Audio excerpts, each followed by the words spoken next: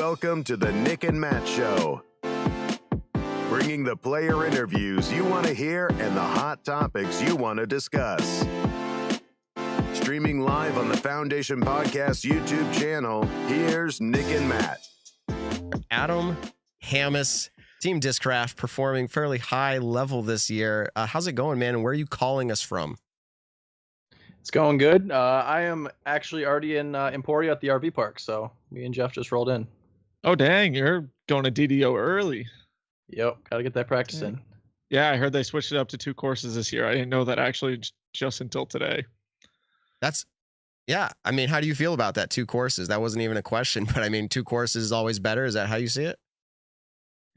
Usually I like 1, but I think for this tournament, having another course is kind of exciting. I haven't heard good things about Jones, so excited to see it and play on it. So awesome.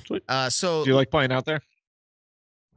I've played the country club, but I've never played Jones. Is it Jones East, right? Jones Gold, sorry. Jones Gold. I've actually never even been there, so it'll be new to see this week. So that's why I'm kind of skipping Mid-America and then coming here just so I can get that extra practice on the new course. So did the potential weather warnings creep you away from Mid-America and push you towards Emporia, or were you already planning on going out there early? We plan on coming to DDO early. Mid-America, I went last year and it was rainy and muddy, and I love the course to death, but I just rather have the practice for an Elite Series versus the Silver Series. So that's why we made the decision that way. So yeah, absolutely. It probably wouldn't be very professional interview, but if Jeff Corns was just like sitting on the back of that couch, just like with his head propped up on his arm, like it would just be like, there's Jeff Corns. He's in the back of so many videos and so many. Yep. There's his bodyguard. It's his Adam Hammes' bodyguard or something. Like, yeah, okay.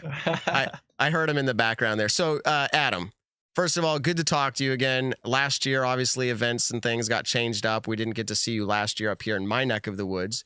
But you're coming off of back-to-back 5th place finishes at Disc Golf Pro Tour events. You're averaging 16th place in general over the past 5 events. That's pretty good. Top 20 finishes at any event seems to be pretty good nowadays. How do you feel about your performance so far in the season? I mean, the first 2 turns of the year were obviously great. I went back-to-back wins to start. And then, once we got into Texas, it wasn't wide open hyzer golf anymore. And I think trying to hit a line and a gap was a little bit difficult because it was the first time I got to play in the woods and, the whole off season. So I struggled for the first few events. I mean, Waco and Texas States. And then I just kind of put it into gear. I was like, all right, you got to grind, dude. So started putting like crazy and just playing as much as I could. Me and Ezra spent a week and a half together and we played 2 rounds a day, putted until dark almost every single night. And I just wanted to get my game back up, and then I went into Vintage and had a good showing. It was pretty solid. Could have did a little bit better. And then Jonesboro, I was pretty confident coming into it and pretty happy with how I finished at Jonesboro. So yeah, it was definitely a great finish at Jonesboro, and obviously some tweaks you made because within 54 holes, you only had 3 bogeys at the whole event. Mm-hmm. 28 different birdies throughout the 3 rounds. Is this what it's going to take to elevate your game to that next level? Do you envision yourself winning an Elite Series event this year? I mean, yeah, some of the biggest problems for me out there is bogeys. I mean, if you go back to Vintage, Texas States, and Waco, I mean, I just have too many bogeys, and then you just not getting enough birdies to make up for it. So I think for me, if I can just minimize the bogeys right now and then just stay confident and keep making putts, I mean, I'm not guaranteeing myself win an Elite Series event, but I think if I can stay consistent as I am right now, I think maybe one week and I'll just pop off and, we'll see where it goes from there. So, yeah, you've got the skills, and I think we've heard other players talk about just being able to pop off. I mean, I'm not doing that, but you guys are able to do that, and I think any given week you can do that. People in the chat right now are pretty much just going on and on about Circle 2 putting and how Adam Hammes is probably our best Circle 2 putter we've ever had on the show. So is putting considered one of you? I mean, people consider it your strongest skill. Do you feel like that's true for you, where putting's the strongest part of your game? And then if so, just follow it up with what you think the second strongest part of your game is. Yeah, putting is without a doubt the strongest part of my game. It's what I work on the most. If I'm not doing field work, I'm putting. So just trying to get my putt where I feel it's comfortable, and when I feel it's comfortable, then I'll start making a lot of putts. Yeah, that's basically the strongest part. And then second strongest part would maybe be not off the tee. I'm pretty weak off the tee at times. Maybe like sidearm, like overstable discs, like Raptors. I think my sidearm's pretty solid. It was really good at Jonesboro, so I was pretty happy with that. And what are you putting with now? I'm putting with Putterline Hard Focuses. Okay. Got a little shipment in from the factory, and they've been working out really good. I wanted to follow up You real kinda quick because I earlier said, you know, you only had a certain amount of average finishes and your average is 16th. I don't want to take away from those victories that you did have. We were just counting the Pro Tour and the NTs. But Okay. yeah, so good job to you for sure with those wins in there. If we throw those in the average, now you're averaging probably closer to that 10th place finish at the events that you've competed in. So that's awesome. Thank you. Touring full time for you, Adam. You're doing it. You're in an RV now. What's that like? What's the best part about it? And definitely, what's the hardest part about it? There's not too many bad parts about it. It's been great. Been with Jeff. It's been, a blast. We've been bonding, having great times, just laughing, having a great time. All the practice rounds have been great. Tournaments have been fun. I mean, it's great. I mean, the RV life on the road, minimal thoughts. Companies are taking care of me and stuff like that. So it's just me going out there and trying to play to the best of my ability. And, I think this year it's really going to help, and it's going to be my best potential to do something big. So it's been Is great. this your first year being in an RV or being in this position of where you're hitting literally every single Elite Series event, every event that you can possibly play? Is this the first year that you're doing this? Yeah, I did before COVID, 2019. I think I went to almost all the Pro Tours, maybe a couple, but this is the first year I'll be at almost every single Elite Series event, all the NTs and all the Pro Tours. So, and then like one consistent tour line across the country in the RV. So, yeah. Were you planning going- anything overseas before like European Open got canceled? Yep. So we had Sula planned and we had the European Open planned, and it's just unfortunate that the pandemic has sprung up over there and we can't make it over there, which I understand, but things happen. Yep. Interesting. Did you find yourself, because I wasn't down there, did you find yourself at Jonesboro having fans follow your card and or ask for pictures, autographs? What was the feeling difference between the rest of the events you've played this year? Jonesboro was like the first tournament where it like actually felt good to like be there. Like, I mean, not in a negative way, but like in the past, but like the camaraderie from all the fans and like just the energy the fans bring. It makes a disc golf tournament. Like it is just not the same without them. And just to have them back there and just hearing the claps across the course and the cheers it makes the whole tournament is just that much better. I think it honestly helped my play. Just the cheers, people clapping for me on hole one, stuff like that. It's just, it's a really good like mental thing to have. Like it's just nice to have people cheer for you, I guess. Yeah. I think that's, and not to take away from Adam here, but I think that's why Simon actually has been milking his injury for so long. He only likes to play for the cheers. Simon, I don't blame him. If Simon's listening right now, I love you, bro. All right. Now I'm off track.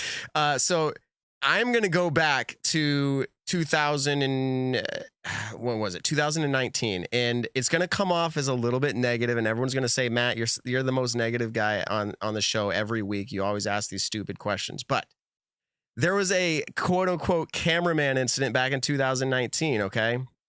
I've met you since then, but when I saw that the first time, I said, you can't do that. Like I was thinking to myself, and from my perspective, social media, Backlash, Outlash, the whole thing, you came to Maple Hill.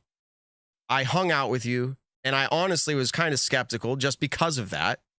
But I hung out with you and total all the way flipped 180 the other direction. You're playing disc golf with my son. We're having a good time. Your personality is great. You're a likable guy. You like board games, the whole 9 yards. Can I ask though, after that quote unquote media event and that social media backlash, like what did that have as an effect on you? Obviously it was early into your disc golf career. How did that affect you as an athlete?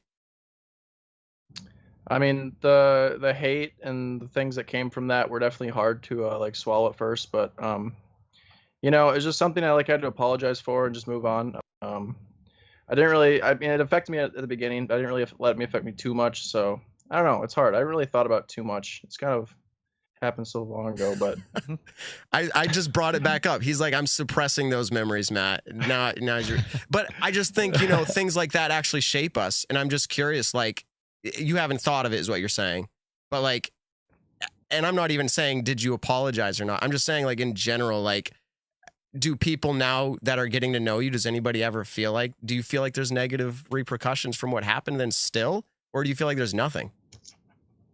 I feel like the people who haven't met me might have something like to say something different. But I mean, if you've met me and you've hung out with me, like, I feel like, you know, that I'm not like this bad person. Exactly. Like, I feel like some of the things like that situation, there's been a lot of times where people have like made me out to be like unlikable and like have this negative perspective of me.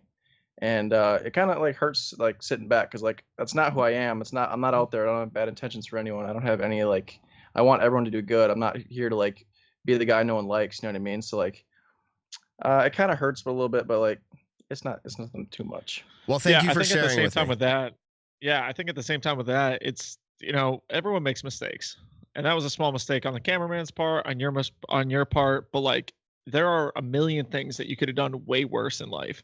And like for pushing a camera aside, if anyone's to like depict you as this evil, awful person because you pushed a camera, like they're just Sally's. Hold on. It's the social media generate, and we're in it. Adam's in the social media. Nick, you are. I am. Like every week, Adam, no joke, and we're gonna get it now because I'm bringing it up. People are like, oh, Matt, you have the weirdest beard lineup ever. Matt, you need to stop talking. Like, you have the worst talk show host. Like, Nick, get rid of Matt. Like, it's just where we are. And now I'm going to get a whole bunch of sarcastic comments right now live. But, like, that's honestly, that's what I was talking about for you is the social media backlash. Because, honestly, like, again, meeting you in person, it's just totally different. So I just wanted to have that opportunity on the show, not to bring up bad vibes, but so that everybody could hear from my mouth to the tens of thousands of people who hear this. Adam is a tremendous guy, and I'm so glad he came on the show and was even willing to say what he's learned from that. So that's my piece on it. Thanks, Adam. Thank you, guys. So we had two players now who I think both of you guys the same year switched over to Discraft. You were an Innova sponsor player before. Funny enough, actually, the first time that I saw you in person was 2017 Worlds, when I think going into the final round, you were second place. And you were, you know, obviously younger back then, pretty young kid coming out and just killing the Worlds tournament. Transitioning now into Discraft. You've been with them for a few years now, just about 3 years. How has that been? How's the transition? How's the Discraft lifestyle? And tell us about your signature series disc. The transition from Innova to Discraft was at first like the hardest decision I've ever had to make. But as soon as I made it, and then once I started getting comfortable, I knew it was the best decision I've ever made. So, you know, Discraft's just been incredible. I really don't want to be anywhere else. The transition was easy. The discs are incredible. Discraft for life, you know. Nice. And then what was that second one? I'm sorry, Nick. Just talk about your signature series discs and like also just kind of like switching over into the lineup in general. Like, what are things like if I'm a new player, never heard of you before, saw that you switched to Discraft, you know, what are you throwing that you like? So yeah, my Tour Series discs is for the last 2 years have been the Wasp, the Tour Series Wasp. It's an overstable mid-range. It's got a beat on it. You can hammer it flat and get consistent fade.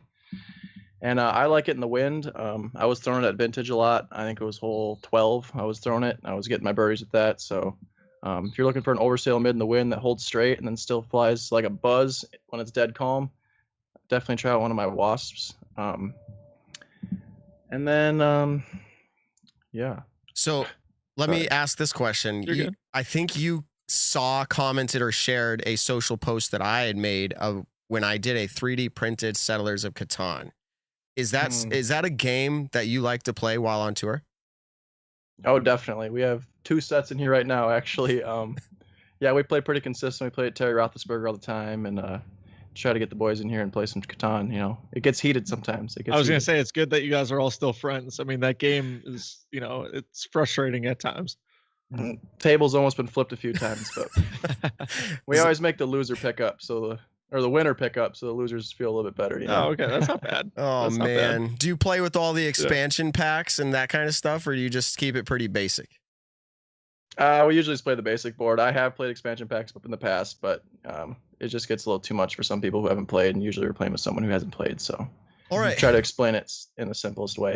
I agree, and that's for someone like me. So I decided to do the largest 3D printed project ever of my life, like 300 hours of printing. And you are totally invited. And I know I already did this on social media, but now I'm talking to you. You're invited when you're back up here in Maple Hill. We'll come over and do a grill out or something. We can play. Cool. So, Nick, you got anything else? Well, I was going to say, yeah, besides for disc golf, what else do you enjoy doing? Yeah. I love being outside. I love fishing. I like shoes. I like going to shoe stores with Jeff. We like doing that.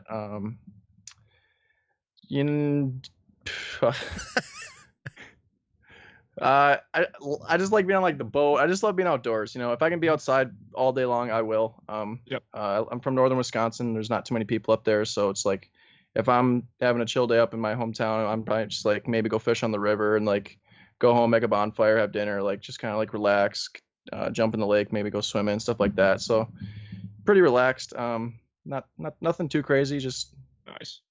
Was there something? Last question. Was there something before disc golf? Like, how long have you been doing disc golf? I know that's such a like basic question on a disc golf interview, but like, was there something before disc golf that you enjoyed doing?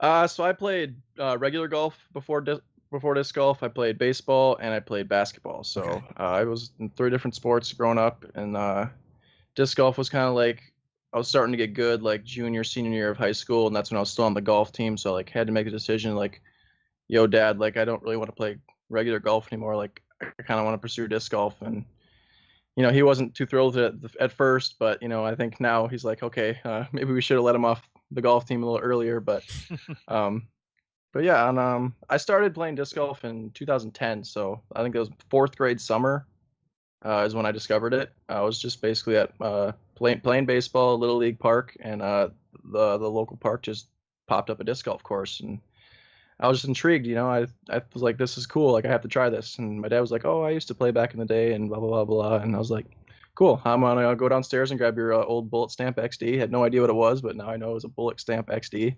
And I went out to the course and I started throwing it. So, and hooked from there. Nice. There you go. Any specific goals you have for the year? Just try to stay consistent. Keep grinding. I think the last 2 weeks, what's worked for me is like putting every night for, as long as till I'm comfortable.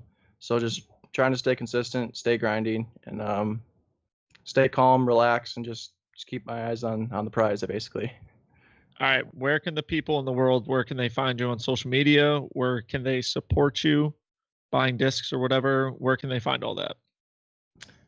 You can support me by buying my Tour Series Wasp at any of your local Discraft retailers, discraft.com, I believe. resistancedisc.com, any of the custom runs that come out there, those are very good for supporting me. I know we've had the Glow Z Zones come out, and then the Crystal Raptors. Expect more of those to come, and yeah, that's basically it. Any sponsor shout outs? Resistance Discs, Grip Equipment, and Discraft Disc Golf. Cool. Well, Adam, we appreciate you getting all settled in and coming on the podcast tonight. We hope to have you again soon. And I'm cutting off Nick. I'll see you at Worlds. I'm cutting you off, Nick. Is Jeff there in the RV with you? He is. You guys want to see him? Oh, he's got. Yeah. Yep, he's got to come at least sit. He's got to make his appearance. He probably won't be able to hear us, right? Yeah. He wants that. What's up, boys? Yeah, that's funny. I said Jeff won't be able to hear what we're saying about him. And now he's on camera and he's like, "What's going on?" We just had to say hi because people heard you originally in the background of the camera, like earlier on in the interview, and they're like, "Jeff Korn sighting." So, Jones Gold. We're playing Jones Gold. Jones Gold. All right, we just had to see you to know that you were really there. Keep up the good work out there. You're traveling around with Adam, getting him to these events. He says he's feeling very comfortable. So good job, Jeff. Do what I can, man. It was a good week for the crew last week. We had Ben Calloway also took top 10, grabbed a USDGC spot. So it's an awesome week when guys in the RV do stuff like that. Oh, absolutely. How can it not be? Well, anyways, boys, I'll see you in Utah. I hope you guys have a phenomenal DD Open, and we'll see you guys soon. Thanks, Nick. Thanks, Matt. Appreciate it. Safe travels. Good luck. Peace. All right. Bye.